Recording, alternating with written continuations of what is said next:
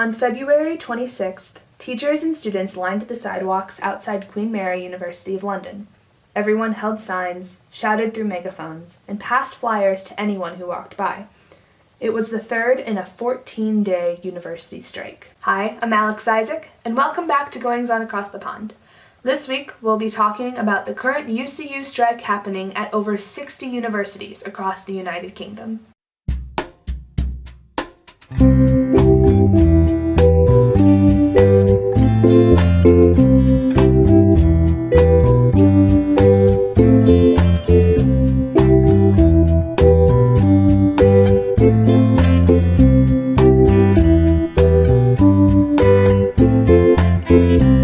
So the reason I wanted to make this package is twofold. One, it's a current event that's literally happening outside my dorm window. And two, it's something that's so relevant to what's happening right now in the United States.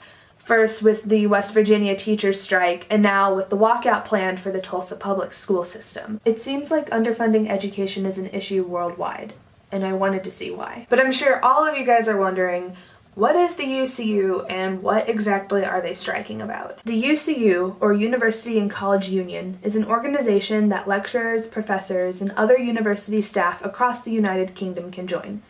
The UCU is currently disputing with Universities UK about a plan to end the defined benefit element of the university's superannuation scheme pension scheme. Studies have calculated that under the UUK's new proposed plan, lecturers are projected to be up to £10,000 a year worse off in retirement. What Universities UK did was they did a liability assessment. They proposed what would happen if every single university in the United Kingdom went bankrupt. Would we have enough money to pay off all our liabilities? And what they found was they could not. They want to fix this problem by taking money away from university staff pensions and putting it towards a fund that would be reserved for any sort of liability such as this. The UCU sent out a strike ballot to its members when this action came about. Out of the 58% of members who responded, 88% expressed support for a strike action, while 93% supported action short of a strike. On January 29th, the UCU announced 14 strike dates over a 4-week period at 61 universities across the United Kingdom, including Queen Mary. Personally, I felt excited about this. I thought it was admirable that professors wanted to take action into their own hands and fight for what they believed in. However, I know a lot of abroad students who were really stressed out about this. However, when it comes to home students, there has been a strong show of support towards striking members of staff. Could be losing up to about 40% of their pay in retirement. That could mean that they could be living on less than £200 a week for some of them. So it's a massive attack on pensions, and the pay of lecturers already is quite low and poor.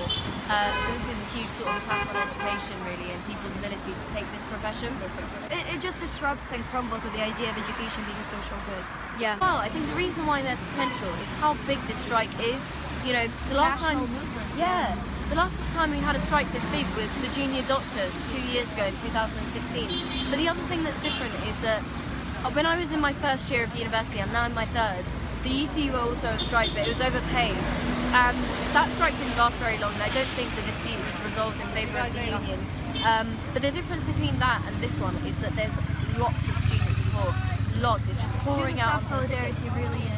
It's far more stronger than before, and I think it's because students generally feel like our education has been under attack. I mean, surprisingly, a lot of people you wouldn't expect are choosing to strike, which is something to see. I think it just feels like a moment to say enough is enough. That we've spent. I mean, I've been at Queen Mary for nearly 10 years now, and almost every year we've been here, our salaries have decreased. As a function of the cost of living, and we just put up with it because we know we're still better off than other sectors. So we look around and we see doctors and nurses putting up with pay cuts and so on. We think, oh well, it's fine. And at a certain moment, the premise on which this change from the defined benefits to defined contribution is based is just so ridiculous that it's impossible to kind of go, well, that's fine, we'll just put up with it. And even though the strike ballot results show an overwhelming amount of support for strike action, professors here are deeply conflicted about participating. Out of my 4 classes, 2 professors are choosing not to strike because they feel strike action harms students instead of helps them. At Queen Mary, the strike ended on March 20th.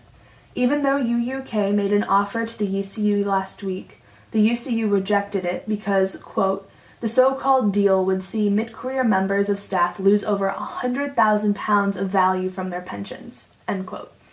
There has been no following offer made, and because of this, there is talk of another 14-day strike occurring after Easter. Strikers are asking that students show solidarity by not crossing the picket line, signing the petition, and emailing the principal of the school. But I think the one thing that is clear from this is that the U.S. isn't the only country where educators feel like they're underpaid or where the education departments are underfunded. This is a worldwide thing that's happening. Education, no marketization. Education, no marketization. Education, no marketization. Thanks for tuning in for this episode of Goings On Across the Pond. My name is Alex Isaac. Have a great week.